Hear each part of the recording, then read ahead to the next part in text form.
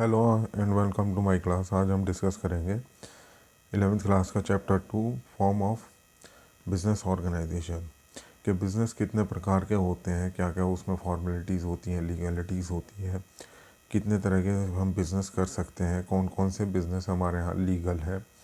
इसमें एक इंट्रोडक्शन होगा कि बिज़नेस करने के लिए क्या क्या रिक्वायरमेंट होती है और क्या क्या टाइप्स होते हैं। सबसे पहले इंट्रोडक्शन होगा, इसमें सोल प्रोप्राइटरशिप होगी, हिंदू अनडिवाइडेड फैमिली बिजनेस होगा, पार्टनरशिप हो गया, कोऑपरेटिव सोसाइटी होगी, जॉइंट स्टॉक कंपनी होगी, टाइप ऑफ कंपनीज होगी, choice of form of the business organisation होगा, फॉर्मेशन ऑफ कंपनी होगा, promotion of a company, important documents required in a company, incorporation of company, capital subscription and the starting a business basic factor. तो ये सब चीज़ें हैं इसमें जो discuss करेंगे हम। ये चैप्टर जो है 3-4 पार्ट में होगा और इससे कम लगे इसमें अलग अलग टॉपिक को हम डिस्कस करेंगे। इसमें सबसे पहले introduction, business activities can not be performed in isolation, they have to be organise in an appropriate form of the business and organisation are essential form the ownership of the business. Ownership involves the capital investment management is and sharing of profit. Business जो है एक ही चीज़ से मतलब अकेले survive नहीं करती, इसमें बहुत सारी बॉडीज़ होती हैं, ऑर्गेनाइजेशन होती हैं, गवर्नमेंट होती है, पब्लिक होती है, कस्टमर होते हैं, ओनर्स होते हैं, मैनेजमेंट होता है और उन्हीं को सब में बीच में एक प्रॉफिट का एम बनाया जाता है, उसी को बिज़नेस कहते हैं। The form of the business organization should be so strong it can be continue for a long time. Small obstruction should not be extinguished. It may remain static.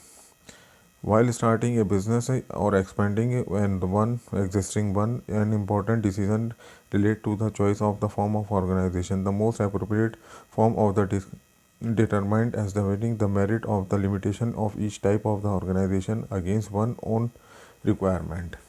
जब कोई बिज़नेस स्टार्ट करता है तो उसको ये requirement समझनी पड़ती है कि वो कौन सा बिज़नेस हम शुरू करने जा रहे हैं, कौन सी हमारी ज़रूरत है, क्या हमारी लीगल फॉर्मेलिटीज़ होंगी, क्या हमें उसमें करना होगा।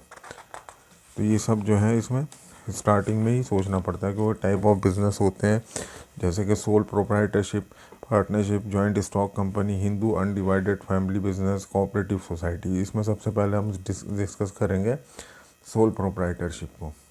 सोल प्रोप्राइटरशिप यानी कि पूरी तरह से खुद मालिक।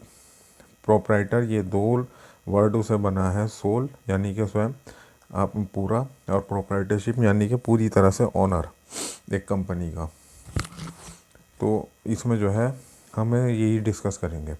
सोल प्रोप्राइटरशिप जो होता है वो बहुत बेसिक होता है, इसमें बहुत कम फॉर्मेलिटीज़ होती हैं और इसमें बहुत सारी डिमेरिट्स हैं, मेरिट्स हैं। इसमें सारा काम खुद करना पड़ता है, क्विक डिसीज़न होते हैं और सारी लाइबिलिटी भी खुद ही को देखनी पड़ती है, क्योंकि इसमें बिज़नेस को और पर्सन को अलग नहीं माना जाता।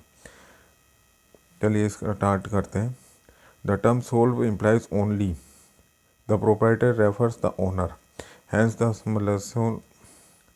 the sole proprietor who is the only owner of the business. Sole proprietorship refers to the firm business organization which is owned, managed and controlled by an individual who is the recipient for all profit and bearer of all risk. के sole proprietorship में सारे risk भी उसके होंगे, investment भी उसी का होगा, प्रॉफिट शेयरिंग भी उसी की होगी और लॉस भी उसी का होगा। इसमें एक फ़ायदा है, सोल का मतलब ओनली होता, प्रोप्राइटरशिप का मतलब होता owner. Definition of the sole proprietorship. Sole trader is the type of the business unit where a person is solely responsible for providing the capital, for the bearing the risk of the enterprises, for the management of the business. इसमें जो होता है, जैसे कि छोटे business होते हैं या प्राइमरी बिजनेस होते हैं, उसमें सारा का सारा जिम्मेदारी जो है होती है सोल प्रोप्राइटरशिप की होती है, प्रोप्राइटर की होती है। जैसे मेडिकल स्टोर हुआ या फिर बार्बर शॉप हुई या फिर पार्लर हुआ या फिर शॉपकीपर हुआ, जनरली जो किराना स्टोर होते हैं या कोई प्रोविजनल स्टोर हुआ, ये सब जो होते हैं सोल प्रोप्राइटरशिप के अंडर में आएंगे और इनकी सारी जिम्मेदारी खुद की होती है, टैक्सेस की, रजिस्ट्रेशन की, इनकम टैक्स की। ये इनके ऊपर जो टैक्स पड़ता है वो इनकम टैक्स ही होता है। बहुत सी जगह पे इनको रजिस्ट्रेशन भी कराने की ज़रूरत नहीं होती, जीएसटी में भी इनको रजिस्टर्ड कराना पड़ता है अगर इनकी एक लिमिट से ज़्यादा सेल है। Features of the sole proprietorship, formation and closure के बहुत ही आसानी से ये स्टार्ट हो जाता है और बहुत ही आसानी से इसको बंद करना पड़ता है। बहुत कम लीगल इसमें वो होती है फॉर्मेलिटीज़, जैसे कि कहीं कहीं पे लाइसेंस की ज़रूरत पड़ती, कहीं कहीं पे जीएसटी की ज़रूरत पड़ती है। जैसे मेडिकल स्टोर अगर कोई खोलेगा तो उसको लाइसेंस भी लेना पड़ेगा और अपने पास में एक डी फार्मा भी बिठाना पड़ेगा और उसको रजिस्ट्रेशन भी कराना पड़ेगा। इसमें बहुत ज़्यादा वो नहीं होती फॉर्मेलिटीज़ और ये एकदम से शुरू हो जाता है और एकदम से बंद भी हो जाता है। लाइबिलिटी, इसमें लाइबिलिटी जो होती है अनलिमिटेड होती हैं। अगर कोई बंदा जो है कोई लोन लेता है और वो लोन चुका नहीं पाता तो उसमें सारी की सारी लाइबिलिटी जो है तो इतनी है वो सोल प्रोप्राइटरशिप यानी कि ओनर के ऊपर पड़ जाती है। अगर कोई बंदा 50 लाख का लोन लेता है और वो उसको चुका नहीं पाता तो वो उसके बिजनेस एसेट से लिया जाता है।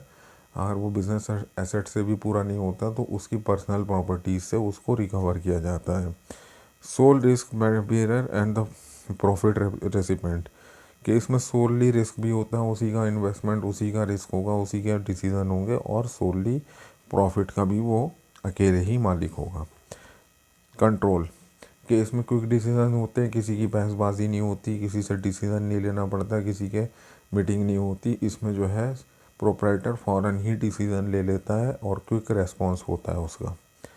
No separate entity, sole proprietorship has no legal existence, कि इसमें कोई जो है मतलब बिज़नेस को और ओनर को अलग अलग नहीं माना जाता है। इसमें बिज़नेस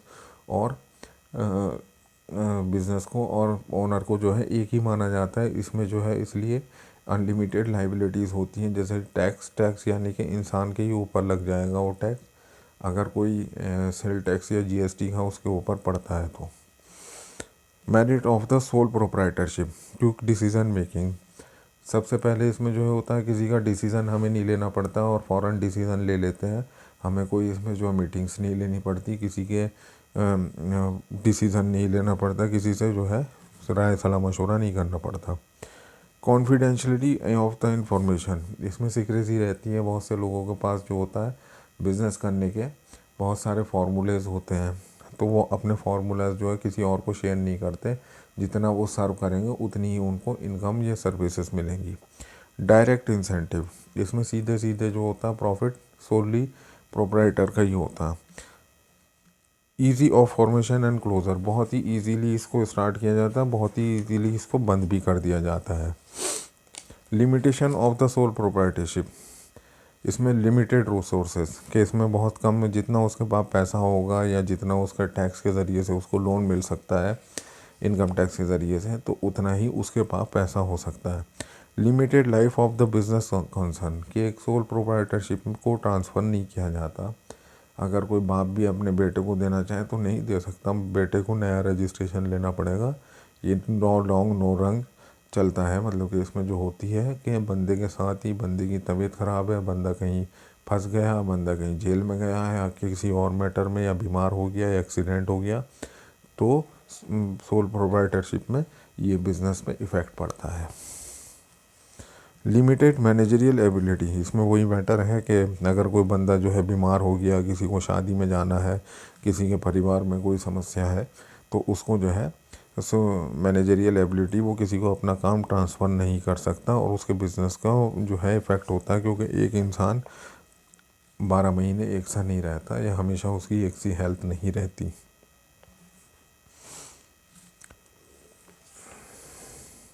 ये इसके जो है मेरिट एंड डीमेरिट्स हैं, कि इसमें sole proprietorship merits and limitations को हम डिस्कस करते हैं।